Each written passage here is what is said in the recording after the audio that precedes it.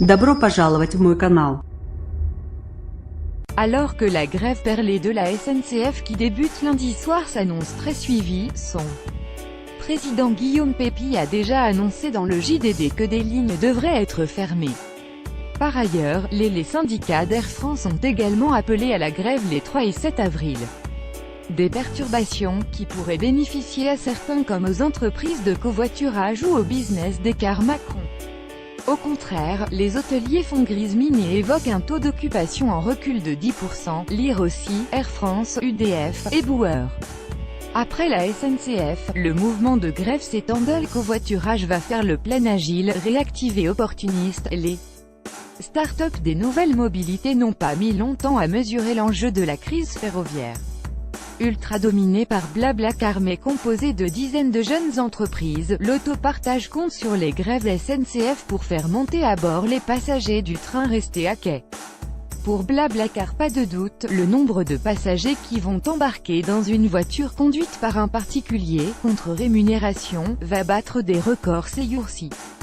Lors de la grève du 22 mars, les réservations ont déjà connu un bond de 100%, mais surtout, le week-end de Pâques atteint traditionnellement un pic annuel de trafic. Face à Blablacar et à ses 13 millions de membres, d'autres acteurs veulent leur part du gâteau.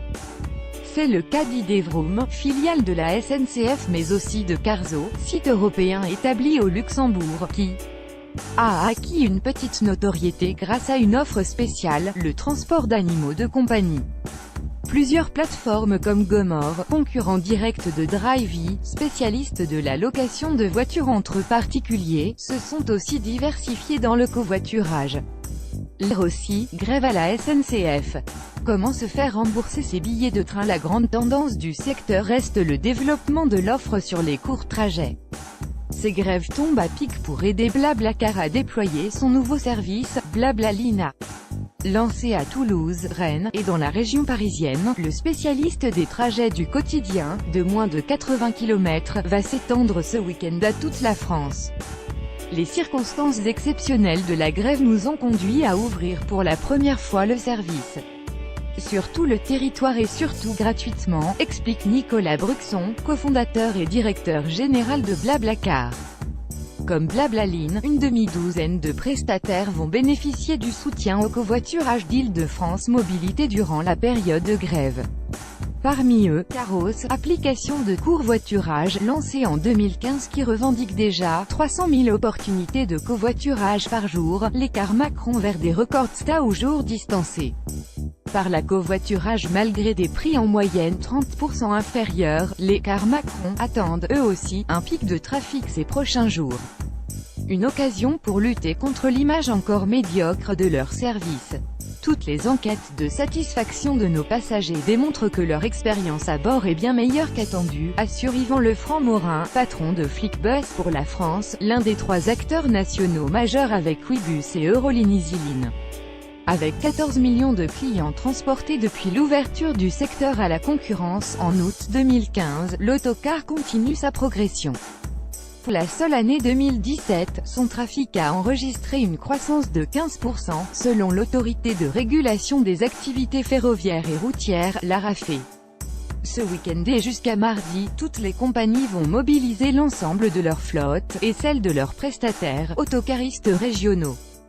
Flixbus a ainsi prévu de lancer sur les routes de 300 à 350 véhicules, soit autant que pour les pics annuels d'activités comme le chassé-croisé des vacanciers de juillet-août. Nous avons déjà 50% de réservations en plus par rapport à l'an dernier, mais la particularité de notre marché est que les réservations se font en dernière minute, donc la croissance devrait être plus importante encore, prévoit Yvan Lefranc-Morin. Son enthousiasme est partagé par son concurrent Easyline, qui, après un doublement de ses ventes lors de la grève du jeudi 22 mars, anticipe une nouvelle hausse la semaine prochaine grâce notamment aux déplacements professionnels. Le taux de remplissage des cars devrait également battre des records. Il était en 2017, même au plus haut de l'année, en été, légèrement inférieur à 57%. Les hôteliers, déjà en colère, le constat est déjà amer. Le taux d'occupation des hôtels enregistré pour le mois d'avril est en recul de 10%. Les demandes de réservation sont à l'arrêt pour les mois de mai et de juin. Le manque à gagner pour les professionnels du tourisme se chiffre dès à présent à 150 millions d'euros.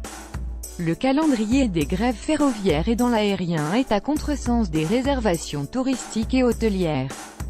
Cela présage de mauvais résultats pour les cafés et les restaurants, s'inquiète Roland Aiguy, président confédéral de l'Union des métiers et des industries de l'hôtellerie, UMI. Le secteur fait aussi face à d'importants problèmes d'organisation du travail. Les salariés qui ne peuvent pas avoir recours au télétravail sont pénalisés dans leurs déplacements et leurs horaires de travail, tout comme les fournisseurs qui doivent assurer les approvisionnements. C'est un coup de poignard dans le dos. Tempête Denis Cipollini, porte-parole des hôteliers de Nice et de sa région, on était parti sur une bonne dynamique. On croyait aux objectifs du gouvernement d'attirer 100 millions de touristes par an. Notre image est une fois de plus écornée. La clientèle affaires est la première à renoncer à ses déplacements ou à ses séminaires. Nous avons eu des annulations de la part de groupes, reconnaît-on dans l'un des établissements de la chaîne Inter-Hôtel au cœur du Futuroscope. Les touristes, eux, n'ont pas renoncé à leur week-end pascal, notamment en montagne. Les hôtels affichent complet dans une majorité de stations encore exceptionnellement enneigées. Par chance, la première zone en vacances en avril est celle de notre région et les clients viennent en voiture. Souffle une professionnelle des Trois-Vallées qui veut croire que la fin de saison ne sera pas gâchée.